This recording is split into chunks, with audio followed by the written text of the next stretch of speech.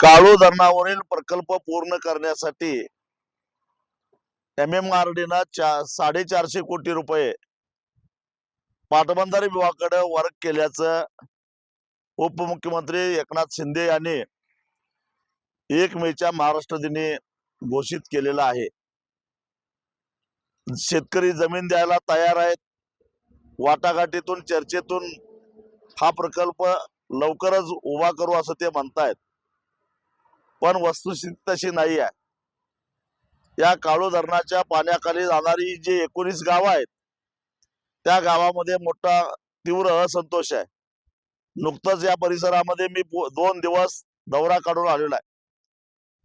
मला शेतकऱ्यांच्या व्यथा माहिती आहेत, दुखणी माहिती आहेत, आणि हे 14 TMC पाणी जे काही काळू धरणामध्ये आणलं जाणार आहे, यामध्ये शेतकऱ्यांच्या वैयक्तिक 2000 एकर जमिनी पाण्याखाली जाणार आहेत, ज्या सुपीक आहेत।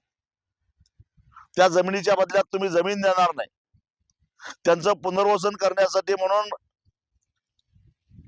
मुरबाड तालुक्यातल्या आणि ठाणे जिल्ह्यातल्या काही नेत्यांनी आणि त्या नेत्यांच्या आशीर्वादानं काही शेठजी बडजींनी मोठ्या प्रमाणामध्ये जमिनी घेतलेल्या आहेत। त्या जमिनी अकृषक करून सरकारला चढ्या भावानं विकायच्या। त्या ठिकाणी या 19 गावातील गावकऱ्यांचं पुनर्वसन करायचं आणि आम्हा पैसा मिळवायचा। कारण जमिनी घेतल्या 1.5 लाख 2 लाख रुपये एकरनं, आणि सरकारला ते विकणार 2 गुंठे आणि 2 लाख आणि 5 लाख रुपये गुंठ्यानं। हा सगळा गोरखधंदा चालू आहे आणि शेतकऱ्यांच्या जमिनी ज्या पाण्याखाली बुडणार आहेत, त्याच्या बदल्यात जमीन देण्याचा विचार सुद्धा सरकारच्या मनात नाही। एवढं करून धरण पूर्ण झालं तर शेतकऱ्याला त्यातलं एक थेंब सुद्धा पाणी मिळणार नाही। शेतकरी सोडून द्या, या 19 गावातलीच नव्हे तर मुरबाड तालुक्यातील एकाही गावाला या काळू धरणाच्या प्रकल्पातलं पिण्यासाठी एक थेंब सुद्धा पाणी मिळणार नाही।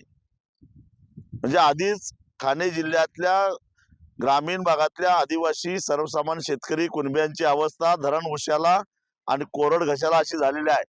हे 14 TMCचं काळू धरण होऊन सुद्धा जर का सगळं पाणी ठाण्याला जाणार असेल, तर मग भूमिपुत्रांनी काय करायचं? भीक मागायची आहे? तेव्हा या गोष्टीला विरोध केला पाहिजे। पाणी तहानलेल्याला पाणी पाजणं ही आमची संस्कृती आहे। त्यामुळे शहरातल्या लोकांना पाणी द्यायला आम्ही तयार आहोत, पण 14 TMCचं मोठं धरण बांधण्याच्या ऐवजी इथल्या स्थानिक लोकांनी सुचवलेल्याप्रमाणे 13-14 छोटी बंधारे बांधा। त्यातलं पाणी थोडं शेतीला द्या, थोडं प्यायला द्या, आणि उरलेलं सगळं तुम्ही ठाण्याला न्या, कल्याणला न्या, अजून कुठं न्या। आमचा विरोध नाही आहे, पण आमची जमीन बुडवून, आमची गावं बुडवून, आम्हाला देशद्रोहाला लावून तुम्ही जर का या भूमिपुत्राची राख रांगोळी करून जे बाहेर जे लोंढे आलेले आहेत ठाणे आणि परिसरामध्ये, त्यांना पिण्यासाठी पाणी देणार असाल तर ते कदापि होऊन देणार नाही। हा निर्धार आम्ही केलेला आहे। वास्तविक पाहता मला सरकारला एक प्रश्न विचारायचा आहे। काळू धरणाचं नोटिफिकेशन निघाल्यानंतर सुद्धा जमिनीच्या खरेदी विक्री झालेल्या आहेत, त्या कुठल्या आधाराने झालेल्या आहेत? खरेदी घेणारे कोण आहेत? त्या कोणाच्या नावावर आहेत? याची एक श्वेतपत्रिका काढली पाहिजे। मुळामध्ये यांना जमिनी खरेदीला परवानगी मिळालीच कशी? हा सगळा पैसा कमावण्याचा धंदा आहे, आणि हे आपण भूमिपुत्रांनी होऊन द्यायचं नाही। स्वाभिमानी शेतकरी संघटना पूर्ण ताकदीनं तुमच्या पाठीशी आहे। चला आपण लढा उभा करूया, या चोरांना हाकलून लावूया, एवढंच आवाहन मी करतो।